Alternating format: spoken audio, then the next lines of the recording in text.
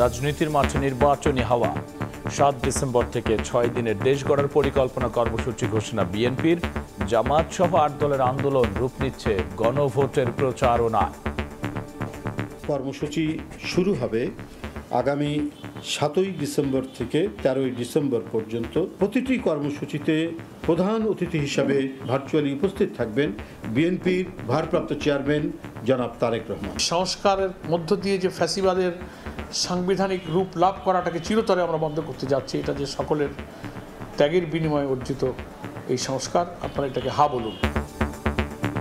তফসিলের প্রথম দিন থেকে আইন শৃঙ্খলা বাহিনীকে কঠোর হওয়ার নির্দেশ নির্বাচন কমিশনের।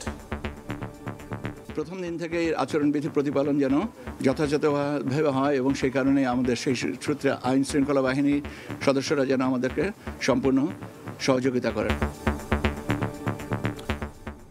দেখছিলেন প্রধান শিরোনাম। রাত 11টার সময় সঙ্গে আছি আমি গোলাম রাব্বি। এবার অন্যান্য শীর্ষ সংবাদ। প্লট দুর্নীতির ৩ মামলায় শেখ হাসিনার ২১ বছরের কারাদণ্ড, জয়পুতুলের ৫ বছর, সরকারি সম্পত্তি নিজের নামে নিয়ে রাষ্ট্রের সঙ্গে বিশ্বাসঘাতকতা, পর্যবেক্ষণ আদালতের। সিসিইউতে বেগম খালেদা জিয়া, এভার কেয়ারে আছেন দেশি বিদেশি চিকিৎসকদের নিবিড় পর্যবেক্ষণে। রোগমুক্তি কামনায় কাল বাদ জুমা সারা দেশে বিশেষ দোয়া। ব্রাহ্মণবাড়িয়ায় প্রতিপক্ষের হামলায় গুলিবিদ্ধ ৩, পাবনায় বিএনপি জামাত সমর্থকদের সংঘর্ষে আহত অর্ধশতাধিক, মোটরসাইকেলে আগুন, ঝিনাইদহে মারামারিতে আহত ১০। এবং শত শত ঝুঁকিপূর্ণ ভবনে দেদারসে চলছে শিক্ষা কার্যক্রম। রাজুকের ভাঙার আলটিমেটাম থাকলেও মানছে না কর্তৃপক্ষ। ক্ষমতা প্রয়োগের পরামর্শ নগর পরিকল্পনাবিদদের।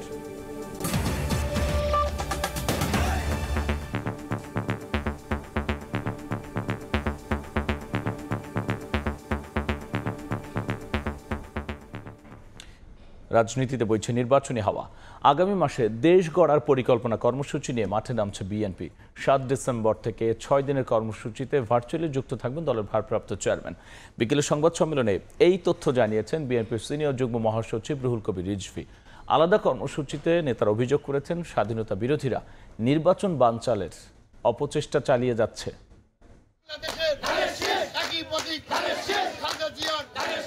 রাজধানী সহ সারা দেশে শুরু হয়ে গেছে বিএনপির নির্বাচনী যাত্রা। ভোটের মাঠে ধানের শীষ জয়ী করতে ব্যস্ত সময় পার করছেন দলটির নেতাকর্মীরা।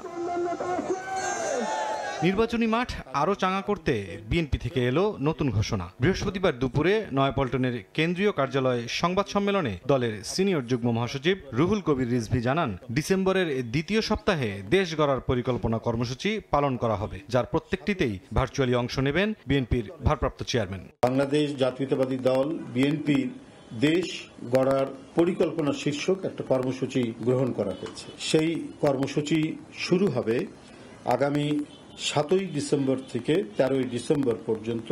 এই ৬ দিন এই কর্মসূচিটি অব্যাহতভাবে চলবে। এই ৬ দিনের প্রতিটি কর্মসূচিতে প্রধান অতিথি হিসাবে ভার্চুয়ালি উপস্থিত থাকবেন বিএনপির ভারপ্রাপ্ত চেয়ারম্যান জনাব তারেক রহমান।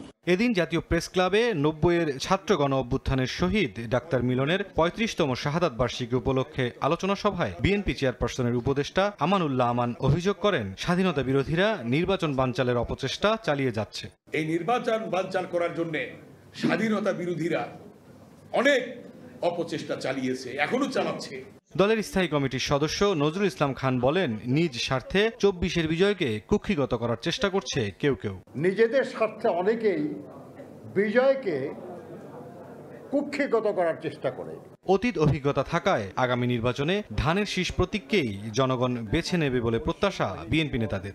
জনগণের নির্বিঘ্ন জীবন। মুরসালিন হক জুনায়েদ, সময় সংবাদ, ঢাকা। এদিকে ৫ দফা দাবিতে জামাত সহ ৮ দলের চলমান আন্দোলন মোড় নিচ্ছে ভিন্ন প্রবাহে। আন্দোলনের স্রোতকে কাজে লাগিয়ে গণভোটের রায় রাষ্ট্র সংস্কারের পক্ষে নিতে চায় দলগুলো। এই লক্ষ্যে প্রথমবার দলগুলো শীর্ষ নেতাদের সমন্বয়ে ঢাকার বাইরে কর্মসূচি পালনেরও ঘোষণা এসেছে। শফিক মুন্সির রিপোর্ট। জাতীয় নির্বাচনের আগে রাষ্ট্র সংস্কারে গণভোট সহ ৫ দফা দাবিতে গত সেপ্টেম্বর থেকে রাজপথে সরব ৬টি ইসলামী দল সহ ৮ রাজনৈতিক দল। তবে প্রধান উপদেষ্টার ভাষণে এবং জুলাই সনদের রাষ্ট্রপতির আদেশে গণভোট ও জাতীয় নির্বাচন একই দিনে করার সিদ্ধান্ত জানিয়েছে সরকার। আগামী জাতীয় সংসদ নির্বাচনের দিনেই গণভোটের আয়োজন করা হবে। সরকারের এমন অবস্থানে নাখোশ জামায়াত সহ ৮ দল। তবে গণভোট যখনই হোক তাতে যেন রাষ্ট্র সংস্কারে জনগণ হ্যাঁ ভোট প্রদান করে, সেজন্য নানা উদ্যোগ নিয়েছে তারা। হ্যাঁ ভোটের পক্ষে জনমত গঠনে ৭ বিভাগীয় শহরে সমাবেশের ঘোষণা দিয়েছে ৮ দল।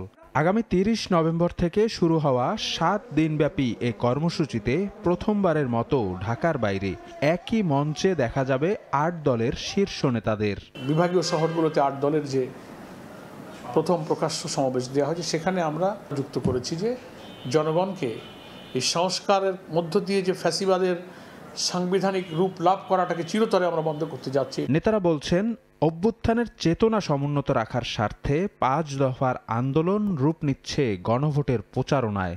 হ্যাঁ ভোট বিজয় না হয় সংস্কার হবে না, সংস্কার না হলে আবার যারা ক্ষমতা আসবে সেই ২৪-এর আগে যে ফেসিবাদ ছিল সেই ফেসিবাদ আবার তৈরি হবে। হ্যাঁ ভোটের কি ফায়দা আর না ভোটে কি অপকারিতা বোঝানোর জন্য কিন্তু আমাদের সমাবেশ প্রয়োজন। তবে নেতাদের প্রত্যাশা, শেষ মুহূর্তে হলেও জাতীয় নির্বাচনের আগে গণভোট আয়োজনে সরকার উদ্যোগী হবে। সদিচ্ছা থাকলে অনেক কঠিন বিষয় সহজ করা সম্ভব। শফিক মুন্সি, সময় সংবাদ, ঢাকা। আর যদি কোনো তফসিলের প্রথম দিন থেকে আইন শৃঙ্খলা বাহিনীকে দায়িত্ব পালনের কঠোর হওয়ার নির্দেশনা দিয়েছে নির্বাচন কমিশন। নির্বাচন সুষ্ঠু উৎসব মুখর করতে তাদের সর্বাত্মক সহযোগিতা চেয়েছে ইসি। আইন শৃঙ্খলা বাহিনীর সদস্যদের সঙ্গে মতবিনিময় শেষে সিনিয়র সচিব আক্তার আহমেদ বলেছেন, এর ব্যত্যয় হলে নেওয়া হবে কঠোর ব্যবস্থা। তফসিল ঘোষণার আগে বৃহস্পতিবার দ্বিতীয়বারের মতো আইনশৃঙ্খলা বাহিনীর সঙ্গে মত বিনিময় করে নির্বাচন কমিশন। উপস্থিত ছিলেন ৩ বাহিনীর প্রতিনিধি সহ অন্যান্য বাহিনীর প্রধানরা। ২.৫ ঘণ্টা বৈঠক শেষে ইসি সচিব জানান, নির্বাচনী নিরাপত্তা পরিকল্পনার রূপরেখা করা হয়েছে, আর এটি বাস্তবায়ন করবে স্বরাষ্ট্র মন্ত্রণালয়, মনিটরিং করবে কমিশন। আইন শৃঙ্খলা বিষয়ে লিড মিনিস্ট্রি হিসেবে স্বরাষ্ট্র মন্ত্রণালয় দায়িত্ব পালন করবে। ইলেকশন কমিশনে আমরা ওভারঅল মনিটরিং এবং কোঅর্ডিনেশনটা আমরা দেখব। জানানো হয়, সেনাবাহিনীর ম্যাজিস্ট্রেসি পাওয়ার বাড়ানো হয়েছে ২৮ ফেব্রুয়ারি পর্যন্ত। অবৈধ এবং লুট হওয়া অস্ত্র উদ্ধারে তৎপরতা বাড়ানোর নির্দেশনা দেওয়া হয়েছে। নির্বাচন কমিশনের অবস্থানটা অত্যন্ত স্পষ্ট যে প্রথম দিন থেকে আচরণবিধি প্রতিপালন যেন যথাযথভাবে হয়, এবং সেই কারণে আমাদের সেই সূত্রে আইন শৃঙ্খলা বাহিনীর সদস্যরা যেন আমাদেরকে সম্পূর্ণ সহযোগিতা করেন। একই সঙ্গে স্থানীয় রাজনৈতিক নেতাদের কাছ থেকে আতিথেয়তা গ্রহণ থেকে বিরত থাকার নির্দেশ দেওয়া হয়েছে আইন শৃঙ্খলা বাহিনীকে। আমাদের আইন শৃঙ্খলা বাহিনীর কোনো সদস্য হসপিটালিটি গ্রহণ না করেন। এদিকে বিকেলে ইউএনডিপির সরবরাহকৃত ভোটের স্ট্যাম্প প্যাড ও অমোচনীয় কালির কলম আনুষ্ঠানিকভাবে হস্তান্তর করে নির্বাচন কমিশনের কাছে। কাউসারা চৌধুরী কুমু, সময় সংবাদ, ঢাকা। এবার অন্য খবর। জুলাই হত্যাযজ্ঞের মামলায় মৃত্যুদণ্ডের পর প্লট দুর্নীতির ৩ মামলায় ২১ বছরের কারাদণ্ড হল শেখ হাসিনার। তার 2 সন্তান সজীব ওয়াজেদ জয় ও সাইমা ওয়াজেদ পুতুলকে 5 বছর করে কারাদণ্ড দিয়েছেন ঢাকার ৫ম বিশেষ জজ আদালত। সরকার প্রধান হয়ে এমন জালিয়াতিকে রাষ্ট্রের সঙ্গে বিশ্বাসঘাতকতা বলে পর্যবেক্ষণ দিয়েছেন আদালত। এই রায়ের মাধ্যমে এমন দুর্নীতি বন্ধ হবে বলে আশা দুদক আইনজীবীদের। জুলাই হত্যাযজ্ঞের মামলায় শেখ হাসিনার মৃত্যুদণ্ডের পর এবার রায় হলো পূর্বাচলে প্লট দুর্নীতির মামলার। বৃহস্পতিবার সকালে ঢাকার ৫ম বিশেষ জজ মোহাম্মদ আব্দুল আল মামুন রায় ঘোষণা করেন।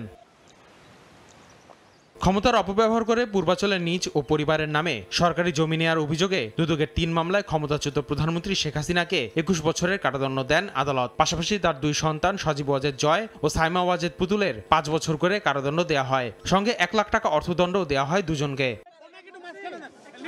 রায়ের পর্যবেক্ষণে আদালত বলেন, ভুয়া হলফনামা জমা দেন শেখ হাসিনা। টানা 4 বারের প্রধানমন্ত্রীর এমন জালিয়াতি রাষ্ট্রের সঙ্গে বিশ্বাসঘাতকতা। 4 বারের প্রধানমন্ত্রী উনি কিভাবে মিথ্যা হলফনামা এবং তথ্য গোপন করে জনগণের সম্পদ উনি মিথ্যাভাবে নিয়েছেন। শেখ হাসিনার এই জালিয়াতির বিষয়ে তৎকালীন গণপূর্ত প্রতিমন্ত্রী ও রাজুকের চেয়ারম্যান অবগত ছিলেন বলে উল্লেখ করা হয় রায়ে। তৎকালীন প্রধানমন্ত্রীকে খুশি করতে পরস্পর যোগসাজশে প্লট বরাদ্দ দেন তারা। ভুয়া হলফনামা তারা সরাসরি রাজুকে পাঠাচ্ছে, রাজুকে এটারে হলফনামাটারে যাচাই বাছাই করে নাই। তো এইখানে তারা প্রত্যেকেই একই সহযোগী, একই অপরাধী। এই 3 মামলায় বিভিন্ন মেয়াদের সাজা দেওয়া হয়েছে 22 জনকে। খালাস পেয়েছেন গণপূর্তের প্রশাসনিক কর্মকর্তা সাইফুল ইসলাম সরকার। দুর্নীতি ঠেকাতে রাজুকের নীতিমালা সংস্কার ও দুর্নীতির তথ্য প্রকাশের নির্দেশনা দিয়েছেন বিচারক। আসিফ মোহাম্মদ সিয়াম, সময় সংবাদ, ঢাকা। সিসিউতে চিকিৎসাধীন BNP chairperson Begum Khaleda Zia ever care আছেন দেশি বিদেশি চিকিৎসকদের নিবিড় পর্যবেক্ষণে। আর রোগমুক্তি কামনায় কাল বাদ জুমা সারা দেশে বিশেষ দোয়ার আয়োজন করা হয়েছে। গত রোববার শারীরিক অবস্থার অবনতি হলে বিএনপি চেয়ারপারসন বেগম খালেদা জিয়াকে গুলশানের বাসা থেকে নেওয়া হয় রাজধানীর এভার কেয়ার হাসপাতালে। মেডিকেল বোর্ডের সিদ্ধান্ত অনুযায়ী জরুরি শারীরিক পরীক্ষা শেষে তাকে কেবিনে পাঠানোর সিদ্ধান্ত নেন চিকিৎসকরা। এমন পরিস্থিতিতে বিএনপি চেয়ারপারসনের সুস্থতা কামনায় শুক্রবার বাদ জুম্মা সারা দেশে মসজিদে মসজিদে বিশেষ দোয়া আয়োজন করবে বিএনপি। দুপুরে বিএনপির কেন্দ্রীয় কার্যালয় নয়াপল্টনে এক সংবাদ সম্মেলনে কর্মসূচি ঘোষণা দেন দলের সিনিয়র যুগ্ম মহাসচিব রুহুল কবির রিজভী। আল্লাহর কাছে এদেশের মানুষ, সাধারণ মানুষ, দলের নেতাকর্মী সবাই কায় মনোবাক্যে মোনাজাত করবেন। আগামীকাল জুম্মার নামাজের পরে, জুম্মার নামাজের শেষে বিশেষ মোনাজাত করা হবে দেশনেত্রী বেগম খালেদা জিয়ার সুস্থতা কামনায়। 2018 সালে কারাবন্দী থাকার সময় থেকেই আর্থাইটিস, ডায়াবেটিস, কিডনি জটিলতা, লিভার সিরোসিস, উচ্চ রক্তচাপ সহ একাধিক দীর্ঘমেয়াদী রোগে ভুগতে থাকেন বিএনপি চেয়ারপারসন। 2019 সালে কারামুক্ত হওয়ার পর নিয়মিত চিকিৎসার জন্য অসংখ্যবার হাসপাতালে ভর্তি হন তিনি। 2024 সালের 5 আগস্ট আওয়ামী লীগ সরকার পতনের পর খালেদা জিয়া বিদেশে চিকিৎসার অনুমতি পেলে উন্নত চিকিৎসার জন্য তাকে নেওয়া হয় লন্ডনে। প্রায় মাসখানেক চিকিৎসা শেষে দেশে ফেরেন তিনি। তানভীর হাসান মেঘ, সময় সংবাদ, ঢাকা। আগামী সংসদ নির্বাচনে অংশ নেবেন জানিয়ে উপদেষ্টা আসিফ মোহাম্মদ সজীব ভুঁইয়া বলেছেন, নির্বাচনের আগে যথাসময়ে পদত্যাগ করবেন। সচিবালয়ে সাংবাদিকদের প্রশ্নোত্তরে তিনি বলেছেন, কোন রাজনৈতিক দল থেকে নির্বাচনে অংশ নেবেন সে বিষয়ে এখনো সিদ্ধান্ত নেননি। নির্বাচন করব ঘোষণা দিয়েছে, নির্বাচন কোথা থেকে করবো এখনো ঘোষণা দেয়নি। শুধু আমরা দুজন ছাত্র উপদেষ্টা না, আরও যারা সরকারে বিভিন্নভাবে জড়িত আছেন আরও কেউ কেউ নির্বাচন করবেন এমন কথাও আছে। এটা এমন কোনো আইন নাই বা এরকম কোনো বিধিনিষেধ নাই যে আসলে নির্বাচনে অন্তর্বর্তীকালীন সরকারের উপদেষ্টা বা কেউ নির্বাচনে অংশগ্রহণ করতে পারবে না। তবে আমরা মনে করি এটা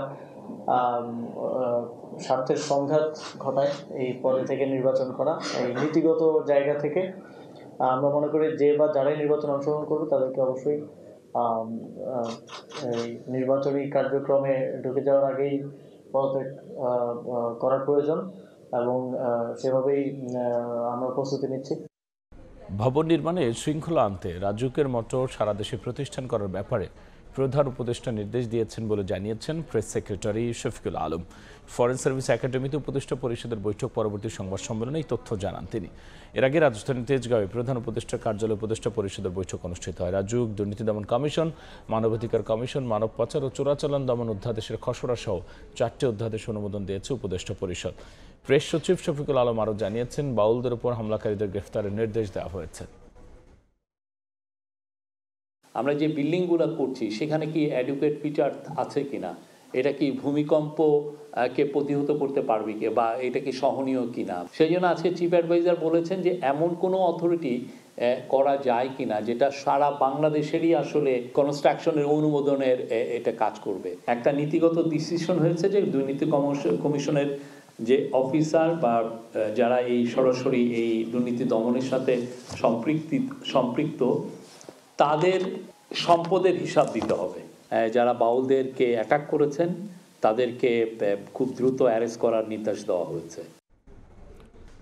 বছরের পর বছর শিক্ষা কার্যক্রম চলছে রাজধানীর ঝুঁকিপূর্ণ শত শত ভবনে। রাজুক 42টি ভবন ভেঙে ফেলার এবং 187টি ভবন সংস্কারের নির্দেশনা দিলেও সেগুলোতে এখনও দেদারসে ব্যবহার করা হচ্ছে। ফলে বড় দুর্ঘটনা আতঙ্কে শিক্ষার্থীরা। সম্প্রতি ভূমিকম্পের পর ব্যবস্থা নিতে কমিটি গঠন করে কেবল দায় সারছে কর্তৃপক্ষ, আর শুধু তালিকা তৈরি না করে আইনি ক্ষমতা প্রয়োগ করে রাজুককে এসব ঝুঁকিপূর্ণ ভবন ভাঙার পরামর্শ নগর পরিকল্পনাবিদদের। শাকির আহমেদের রিপোর্টে দেখব বিস্তারিত। জগন্নাথ বিশ্ববিদ্যালয়ের প্রাণীবিদ্যা বিভাগের এই ল্যাবটি কতটা ঝুঁকিপূর্ণ তা এই ছাদের দৃশ্য দেখলেই বোঝা যায়। এই ছাদ থেকে পলেস্তরা খসে পড়ে আহত হয়েছেন এই বিভাগের একজন কর্মচারী। যে কোনো মুহূর্তে ঘটতে পারে বড় ধরনের দুর্ঘটনাও। শুধু এই ল্যাব নয়, জগন্নাথ বিশ্ববিদ্যালয়ের ভাষা শহীদ রফিক ভবন, অবকাশ ভবন সহ মোট 4টি ভবন অতি ঝুঁকিপূর্ণ। বারান্দা ও ক্লাসরুম সহ বিভিন্ন স্থানে খসে পড়েছে পলেস্তারা। কখনো দেয়াল ও ভীমেও দেখা যাচ্ছে বড় ফাটল, এমনকি আহত হচ্ছেন কেউ কেউ। তবু সামান্য সিমেন্টের প্রলেপ আর জোড়াতালি দিয়ে ঝুঁকিপূর্ণ এসব ভবনে পুরোদমে চলছে শিক্ষা কার্যক্রম। তাই ভূমিকম্প বা বড় দুর্ঘটনা ছাড়াও সব সময় আতঙ্কে শিক্ষার্থীরা। আমরা ক্লাস করতে করতে ভূমিকম্প ছাড়াও কিন্তু আমাদের উপরে বিভিন্ন সিমেন্টের যে দলাগুলো আছে ওগুলো কিন্তু ধসে পড়ে। আমরা খুব আতঙ্কিত। আমাদের মনে হয় যে জগন্নাথের স্টুডেন্টরা মেন্টালি হচ্ছে যে ধরে নিয়েছে যে কোনো মুহূর্তে আমাদের এখানে একটা বড় ধরনের ট্র্যাজেডি হবে। আমরা সেটাকে অনেকে উল্লেখ করেছি যে কোনো সময় এখানে জগন্নাথ ট্র্যাজেডি হতে পারে। তো বিশ্ববিদ্যালয় প্রশাসন থেকে হচ্ছে যে তেমন কোনো পদক্ষেপ চোখে পড়ে নাই। এ ধরনের ম্যাসাকার মোকাবেলা করার জন্য যে ধরনের প্রোটেকশন ব্যবস্থা দরকার, শিক্ষার্থীদের নিরাপত্তা দেওয়া দরকার এবং শিক্ষার্থীরা যে বিষয়গুলো দেখে আশ্বস্ত হতে পারে, কোনোটাই জগন্নাথ বিশ্ববিদ্যালয়ে বিদ্যমান নেই। উপাচার্য বলছেন, ভূমিকম্পের পর শিক্ষার্থীদের নিরাপত্তা বিবেচনায় সরাসরি ক্লাস বন্ধ করে চালু করা হয়েছে অনলাইন ক্লাস। বিগত সময়ে তেমন কোনো ব্যবস্থা নেওয়া হয়নি। তো আমরা ইতিমধ্যে এই বিল্ডিংগুলোতে কিছু কাজ করেছি এবং রেট্রোফিটিংয়ের জন্য পুরো বিল্ডিংগুলোকে রেট্রোফিটিংয়ের মাধ্যমে উপযুক্ত করে তোলার জন্যে একটা পরিকল্পনাও আমরা অলরেডি প্রণয়ন করেছি একটা ফার্মকে দিয়ে। শুধু এই বিশ্ববিদ্যালয় নয়, একই অবস্থা সরকারি কবি নজরুল কলেজেরও। সেখানেও প্রায় সবগুলো ভবন ঝুঁকিপূর্ণ, তবে টনক নড়ছে না কর্তৃপক্ষের। 2023 সালে আরবান রেজিলেন্স প্রকল্পের আওতায় 2705টি শিক্ষা প্রতিষ্ঠান জরিপ করে 187টি ভবনের রেট্রোফিটিং বা সংস্কার এবং 42টি ভবন পুরোপুরি ভেঙে ফেলার নির্দেশনা দেয় রাজধানী উন্নয়ন কর্তৃপক্ষ রাজুক। কিন্তু ঝুঁকিপূর্ণ এসব ভবন এখনো দেদারসে ব্যবহার করা হচ্ছে। এ অবস্থায় নগর পরিকল্পনাবিদরা বলছেন, রাজুক শুধু তালিকা তৈরি করে থেমে যাওয়ায় এসব ভবন এখনো রয়ে গেছে। ঝুঁকিপূর্ণ ভবন মানে সাধারণ অবস্থাতে সে কলাপস করতে পারে। সেজন্য অবশ্যই আমাদের এটাকে নোটিশটাকে আমলে নিয়ে আমাদের এই শিক্ষা প্রতিষ্ঠানগুলোকে ব্যবহার বন্ধ করতে হবে। আর যদি সেটা প্রতিষ্ঠানগুলো করতে ব্যর্থ হয়, অবশ্যই রাজুককে তার উপর যে অর্পিত দায়িত্ব সেটা জনগণের জীবন রক্ষার্থে সেটা প্রয়োগ করতেই হবে। রাজুক জানিয়েছে, বারবার চিঠি পাঠানো হলেও কোনো ব্যবস্থা নেয়নি প্রতিষ্ঠানগুলো। শাকির আহমেদ, সময় সংবাদ, ঢাকা। মোবাইল ব্যবসায়ীদের আপত্তি থাকলেও পেছানো হচ্ছে না হ্যান্ডসেট নিবন্ধন কার্যক্রম। বিটিআরসির সাফ কথা, NEIR সিস্টেম উদ্বোধন হবে 16 ডিসেম্বরই। বিটিআরসির কমিশনার জানিয়েছেন, বর্তমানে 5টি IMEI নম্বরের বিপরীতে হ্যান্ডসেট আছে 50 লাখ। দেশের মোবাইল নেটওয়ার্কে নিবন্ধনহীন, চুরি হওয়া বা আমদানি অননুমোদিত ফোনের ব্যবহার বন্ধে আগামী 16 ডিসেম্বর চালু হচ্ছে NEIR সিস্টেম। তবে এই সিস্টেম চালুর আগে বৈধভাবে হ্যান্ডসেট আমদানি শুল্ক 58% থেকে কমানো এবং মজুদ অবৈধ হ্যান্ডসেট বিক্রির জন্য সময় পেছানোর দাবি জানাচ্ছেন মোবাইল ব্যবসায়ীরা। বৃহস্পতিবার টিআরএনবির এক অনুষ্ঠানে বিটিআরসির কর্মকর্তারা জানান, দেশে অবাধে ক্লোন হচ্ছে মোবাইলের IMEI নম্বর। বর্তমানে ডাটাবেইজে 5টি IMEI নম্বরের বিপরীতে হ্যান্ডসেট আছে 50 লাখ। রাজস্ব ফাঁকি এবং নিরাপত্তা বিবেচনায় NEIR চালুর সময় পেছানো হচ্ছে না। শুধু 5টা নাম্বার যদি আপনি ন্যূনতম ধরেন, 50 লক্ষ হ্যান্ডসেট আছে একই নাম্বারে। এই জিনিসটাকে যদি আপনি বন্ধ করতে 16 তারিখে একটা কার্যকর হবে। 16 ডিসেম্বরের আগে কোনো অবৈধ হ্যান্ডসেট নেটওয়ার্কে যুক্ত হলে তা বৈধ বলে গণ্য হবে। নিবন্ধন চালুর পর কেনার আগে মোবাইলের বৈধতা যাচাই করতে হবে। এমনও কাস্টমার কেয়ার থাকছে, MIBর সেলস সেন্টার থাকছে। NEI সম্পর্কিত যে কোনো প্রবলেমে সাধারণ নাগরিকরা এখান থেকে হেল্প নিতে পারবেন। বিটিআরসির হিসেবে বর্তমানে 50 থেকে 60 লাখ অবৈধ হ্যান্ডসেট মজুদ আছে ব্যবসায়ীদের হাতে। রাজস্ব দিয়ে তারা এসব ফোন বৈধ করার সুযোগ পাবেন কিনা সে বিষয়ে সিদ্ধান্ত নিতে ডিসেম্বরের প্রথম সপ্তাহেই বৈঠকে বসবে সরকার।